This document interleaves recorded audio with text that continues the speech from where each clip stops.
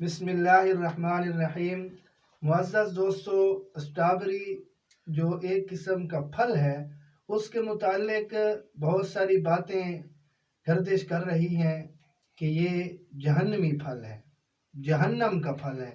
حالانکہ ایسی کوئی بات نہیں ہے، بلکہ کوئی دلیل شرعی موجود نہیں ہے جس کی وجہ سے اسے جہنم کا پھل کہا جا سکے۔ تو اس لیے اس سے بچیں، یہ جہنمی پھل نہیں ہے، اور یہ بات اپنے ذہن سے نکال دیں، اس لیے کہ کوئی ایسی قرآن اور حدیث سے دلیل نہیں ہے جس کی بنا پر یا جس کی بنیاد پر ہم اسے جہنمی پھل کہہ سکیں۔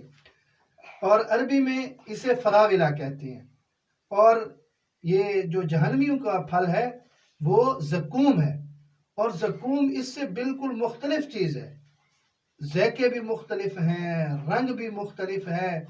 تو اس لیے اس کو اسٹرابری کو زقوم کے برابر قرار دینا اور پھر اسے جہنم کا پھل قرار دینا، یہ بہت ہی کبیرہ بات ہے۔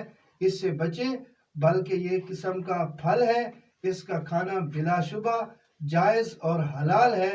یہ زقوم سے ایک الگ چیز ہے۔ زقوم وہ جہنمیوں کا پھل ہے، جہنم میں انہیں کھلایا جائے گا۔ تو اس لیے اس معاملے میں احتیاط فرمائیں، کسی جائز اور حلال چیز کو اپنے اوپر حرام نہ کریں، اس لیے کہ یہ اختیار صرف اور صرف اللہ کا ہے کہ وہ کسی چیز کو حلال قرار دے تو ہم اسے حرام نہیں کہہ سکتے، اگر حرام کہے تو ہم اسے حلال نہیں کہہ سکتے۔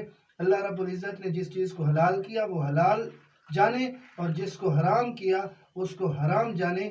اسی میں ہمارے دین کا اور ہمارے ایمان کا اور دنیا کا فائدہ ہے۔ اللہ مجھے اور آپ سب کو دین کی سمجھ نصیب فرمائے۔